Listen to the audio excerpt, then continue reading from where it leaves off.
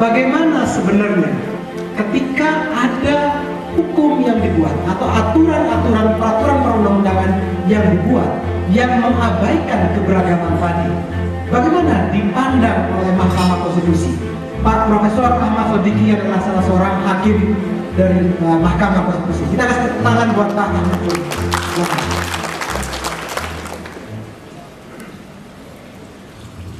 Assalamualaikum warahmatullahi wabarakatuh. Yang saya sangat hormati Prof. Randio, itu guru saya sampai sekarang. Sebenarnya saya datang ke sini itu untuk kulaan.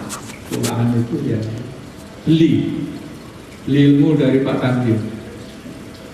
Dan nanti kalau sudah saya beli, saya akan pakai untuk dasar putusan saya. Tapi tahu-tahu disuruh berkomentar atas bukunya sendiri. Pertama saya ingin menyatakan bahwa kayaknya sejarah itu berulang ya. Pada zaman Hindia Belanda itu untuk menyatakan bisa masuk menguasai tanah, dia menyatakan apa yang disebut dengan domain verklaring. Maka tanah-tanah yang tidak dimiliki oleh perseorangan dialah miliknya. Ketika bangsa Indonesia mempromulasikan dirinya sebagai bangsa merdeka, pasal 33, malah seluruh bumi, air dan kekayaan alam dikuasai oleh negara. Maka tanah-tanah baik yang sudah di HI maupun belum itu dalam kekuasaan negara. Itu lebih luas lagi. Nah, oleh sebab itu malah penetrasi negara kepada kepemilikan individual maupun kepemilikan tanah yang belum dikuasai oleh suatu hak, apakah hutan, atau laut, atau tempat-tempat yang belum dihuni, itu sangat besar. Nah, saya sekarang mengatakan bahwa sekarang itu ada liberalisasi. Kredonya dua, equality satu equality. Jadi pengusaha asing datang ke sini harus dipandang sama dengan pengusaha Indonesia, tidak mau dibedakan dia. Ya. Yang kedua adalah liberty, kebebasan. Ya. Nah, untuk itu, untuk menjamin mereka para pengusaha datang dengan kredo itu butuh kepastian hukum. Nah, kepastian hukum itu dalam konsep itu seringkali harus dijamin lewat undang-undang. Ini perdebatan masa lalu juga ketika kita ingin menyatakan hukum nasional itu berdasar pada hukum adat atau hukum barat. Para sarjana hukum yang mengukui hukum barat menyatakan itu hukum adat itu tidak menjamin kepastian hukum. Sebaliknya orang-orang yang sarjana hukum adat menyatakan ia tidak menjamin hukum, tidak menjamin, tetapi ia menjamin keadilan. Oleh sebab itu Saharjo mengatakan mana yang harus dipilih, hukum nasional kita itu menjamin kepastian hukum tetapi tidak adil, ataukah adil tapi tidak menjamin kepastian hukum. Nah, kita lalu menetapkan hukum nasional kita berdasarkan hukum adat. Tapi sayangnya, dan kita melalui itu, lalu hukum adat itu berbagai macam definisi. Tapi salah satu yang menarik adalah dia setelah melalui putusan-putusan hakim. Nah, sekarang kemudian pertanyaannya, putusan-putusan hakim itulah yang kemudian mengkonkretkan hukum adat itu. Pertanyaannya adalah, apakah hakim-hakim sekarang itu sudah mengkonkretkan hukum adat? Saya kira belum. Karena yang sangat menarik bahkan di perguruan tinggi itu pengajaran yang menarik bukan hukum adat, tapi hukum bisnis, hukum properti rights, hukum yang lain-lain. Karena ini adalah match dengan kebutuhan perdagangan atau kebebasan di dalam liberalisasi itu. Jadi, saya kira kalau kita membaca literatur lama di mana setiap hakim dulu bisa menggambarkan, mendeskripsi setiap lingkungan-lingkungan hukum adatnya itu yang kemudian juga oleh Van Vollenhoven kemudian dibuat sebagai bahan juga untuk membuat adat Srek di Indonesia sekian banyak jilid itu. Sekarang barangkali hakim-hakim itu sudah kira-kira malas untuk membuat itu. Dan akhirnya hukum yang ada di situ itu tidak terlindungi karena tidak ada putusan yang melindungi hukum adat yang ada di situ. Ini salah satunya. Karena apa?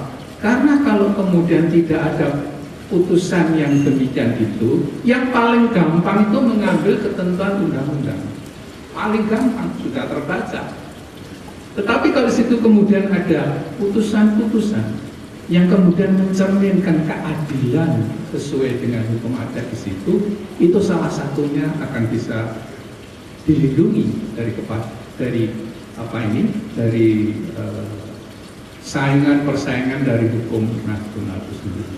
Sayangnya juga kalau kita melihat produk-produk, maaf ini saya juga produk-produk DPR itu lebih mengutamakan produk-produk yang bersifat politis atau bersifat aspek bisnis, tapi juga yang ada sumber daya alam dan sebagainya. Padahal pasal 18B hukum sudah menjamin keberadaan satuan-satuan tempat, dan itu akan diatur oleh undang-undang. Ya, undang-undang ini nomor sekian begitu, nggak akan diprioritaskan. Ini juga bagian dari concern kita supaya juga bisa melindungi hukum adat sendiri. Nah, yang saya ingin kemukakan apa yang disebut saudara itu, di mahkamah sudah berbagai putusan itu. Salah satunya adalah putusan yang tadi dikatakan bahwa antara apa yang ditulis dengan yang menurut hukum adat, kita sudah memakai hukum adat. Undang-undang pemilu yang kita lakukan di masyarakat Yahudimo itu tidak pakai undang-undang pemilu yang sekarang. Persis. Jadi di sana tidak kenal masyarakatnya buta huruf. Ya, kepala sukunya juga tidak tahu.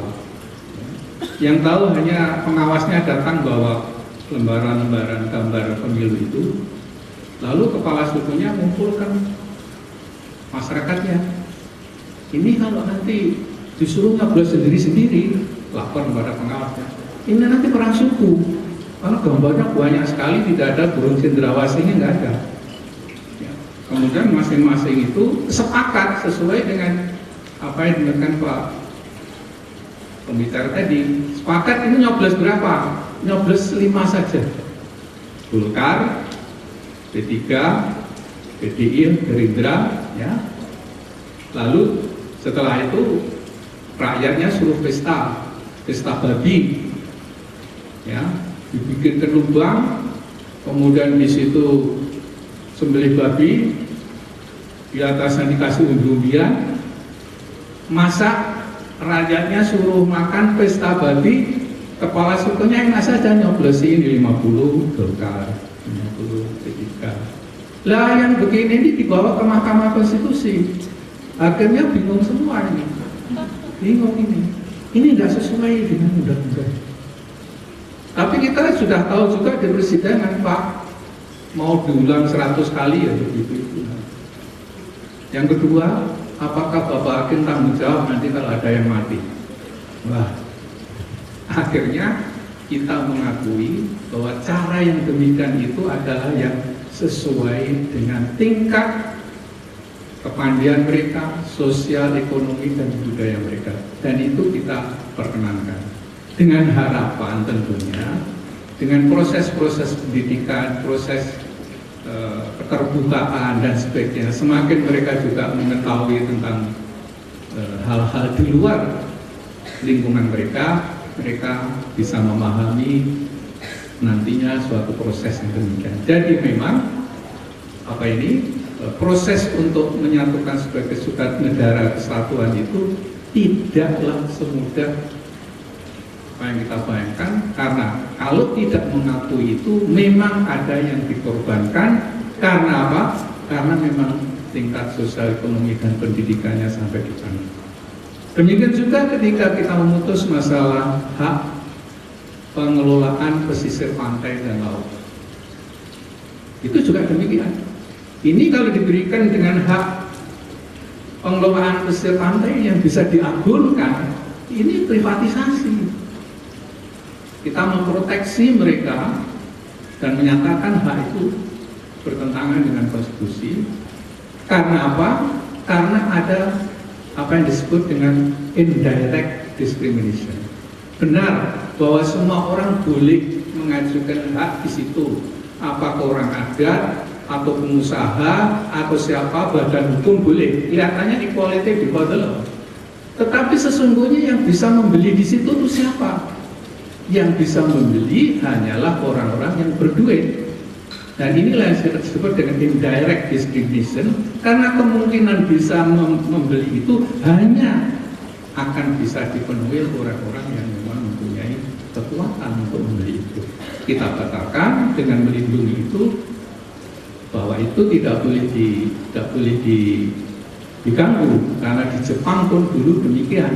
Jadi nelayan-nelayan yang dengan alat-alat yang modern pasti kalau dibiarkan akan menggusur mereka itu semua. Demikianlah beberapa hal yang saya kemukakan ini dalam perspektif konstitusi, bahwa kita sudah dengan juga kita melakukan apa yang disebut dengan keadilan substantif. Keadilan substantif bukan hanya bersumber kepada ketentuan apa itu tekstual dari undang-undang saja, tapi dia juga berusaha untuk memahami bahwa seluruh persoalan yang melingkari suatu perkara itu tidak cukup hanya dilihat dari bunyi teksnya, tapi juga harus dilihat dari keseluruhan aspek itu, dan kemudian kita akan memilih mana yang paling tepat untuk memecahkan suatu masalah yang tidak. Saya kira Mahkamah juga tetap berpegang pada para penyusun Undang-Undang Dasar kita yang lalu, bahwa konstitusi atau Undang-Undang Dasar itu tidak hanya bisa dipahami dari teksnya, tapi juga harus dilihat dari ais written intergrunya, dari kejiwaannya. Kita melihat dengan perspektif plural ini, tidak bisa kita menyamakan masyarakat di Jakarta dengan masyarakat yang di Yahukimo. Oleh sebab itu, yang sama kita perlakukan yang sama, yang tidak sama harus kita perlakukan tidak sama, sekalipun undang-undangnya sama. Saya kira itu, terima kasih. Assalamualaikum warahmatullahi wabarakatuh.